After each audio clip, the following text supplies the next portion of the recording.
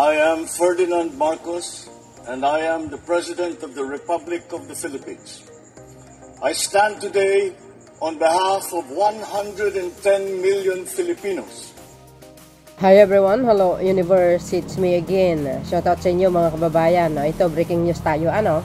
Di ba kahapon, mayroon tayong in-upload dyan doon sa mensahe statement ni Speaker Martin dahil po dito sa motion for reconsideration. Ngayon mga kababayan ay tumugon po ang Supreme Court, no? So sabi po dito, no, para kompleto detalyado, before that, shoutout sa mga Marcos Loyalist supporters, Filipino and OFW. Ayan, hello, shoutout sa inyo. But anyway guys, para kompleto detalyado, ito, basahin ko po sa inyo. Okay, eto na.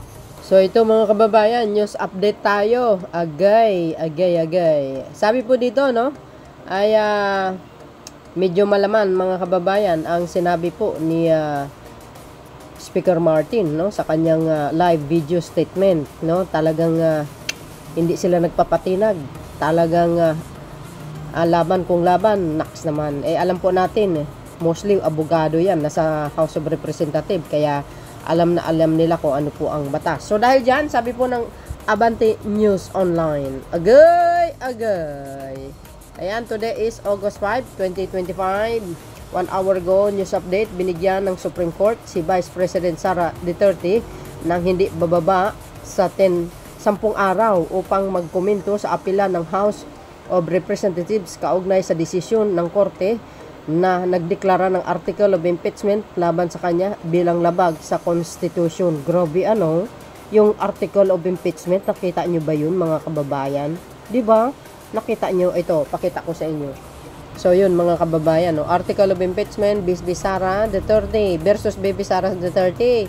Ayan, conspiracy to assassinate President Ferdinand Marcos Jr., First Lady Lisa Marcos, and Speaker Martin. Diba, mabigat na kaso yan, yung mag-hire ka ng hitman. Hindi ba nakita ng Korte Suprema yon na yung itong conspiracy to assassinate the President? Maganda ba yan? Okay lang ba yan? Mabigat po yan, no? So, tapos yung number 2, malversation of 612.5 million in confidential fund with the questionable liquidation documents. Biro nyo yun? Grabe, yan ba gawa-gawa lang ba yan? Siyempre hindi. Kaya nga marami nagtaka kung bakit yung desisyon ng Supreme Court labag sa batas yung Article of Impeachment. Diba, kahit sino naman mag-iisip mga kababayan, kahit hindi ka naman abogado, obvious naman sasabihin mo, parang pinaburan ang bibigat ng mga ebidensya laban kay Sara, tapos ganun na lang. Kaya ang mga tao nagagalit, pati yung mga estudyante, yung De La Salle College of Law, yung mga iba nga nagrarally sa harapan ng Supreme Court ngayon. Ito pa, number 3, bribery and corruption in the DepEd. Sus Maria Joseph Santa Clara. Sus Maria Joseph. Ito, unexplained wealth and failure to disclose assets.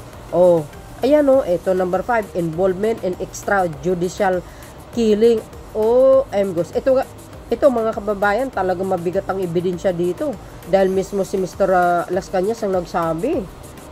Ito, destabilization, insurrection, and public disorder effort. Biro nyo yun?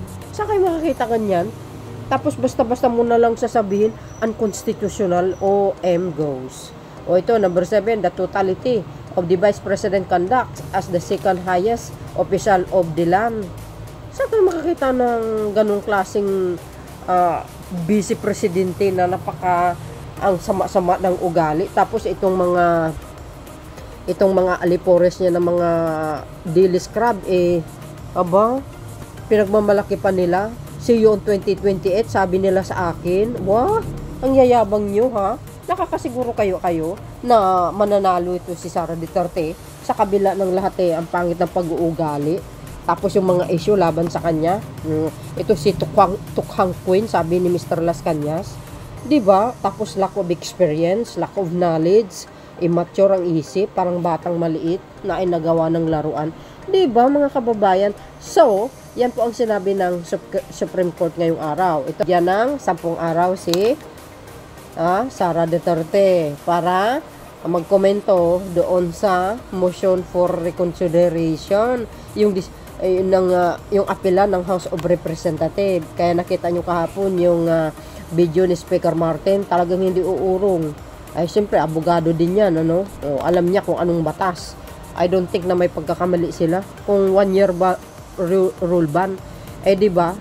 Kung alam ng House nung panahon na yan, nung last year, na ilumabag sila sa 1 year rule ban, I don't think na itutuloy nila yun. Correct me if I'm wrong, guys. Wala naman tayo alam dyan, pero nanonood naman tayo, ano? Di ba? Hindi naman sila basta-basta na mag-isumiti ng yung kaso laban kay Sara for impeachment, kung may nilabag sila sa batas.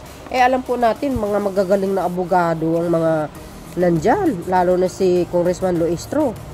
Magaling talaga yon.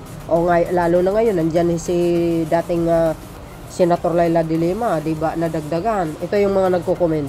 Sabi dito, wow, take note, the anti-impeachment. Senators cannot just dismiss the impeachment. The respondents' camp is given 10 days to comment on the MR filed by the CORE.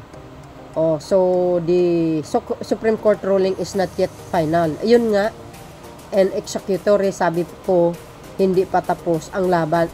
Yun na, 'di ba, may video tayo. Sabi din ni dating Chief Justice Panganiban ba 'yon? Not yet final, sabi niya. Kaya relax lang, guys. Sit back and enjoy the ride. Sabay ganun, no? Para saan at si BP pa ang magbigay ng komento para petition, kayo na nga ang nag-declare na unconstitutional ang impeachment, So, kayo ang magpaliwanag sa taong bayan kung bakit ganun ang naging desisyon ninyo. May puntos dito si Sara. Nga naman, ano? Pero, hindi natin alam, mga kababayan. Di ba? Battle of corrupt lawmakers. Mali ka dyan. Huwag mong lahatin. Ang corrupt lang dyan, yung na-impeachment, yung na-impeach. Me, Vice B, tayo. Hello, Philippines, BP, meron ba? Walang BP yung Pilipinas. Wala naman ambag yan. Go in dialogue, learn lang. Sabi, mas okay, may oral argument. Alam taong bayan talaga mayroong paglabag or nagkamali sa pagdesisyon ng Supreme Court. Yun. Kahit sino naman tao, mga kababayan, kasi ibabase natin ito dito sa article of impeachment.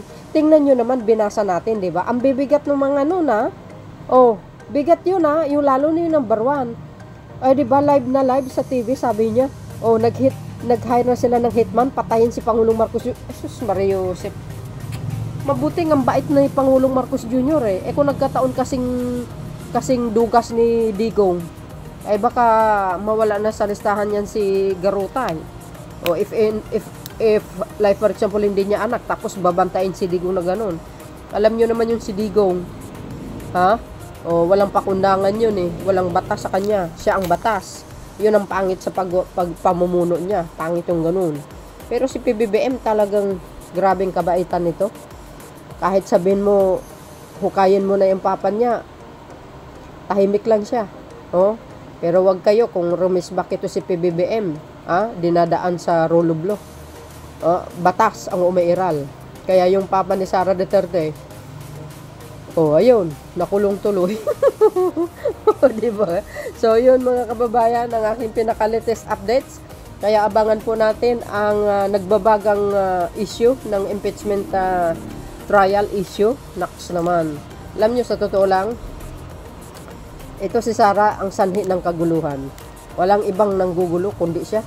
Siya po ang imitsay ng kaguluhan. Imbis tahimik itong bansa na ito. Pero grabe ang salot talaga. So, guys, ang komento nyo, mga kababayan. Kayo na pang balang magkomento, comment down below, mga beswa. Don't forget to follow me and likes. Shout out po sa inyo. Maraming salamat sa inyong watching. See you again on my next upload. Bye. Yan, babus. God bless Philippines.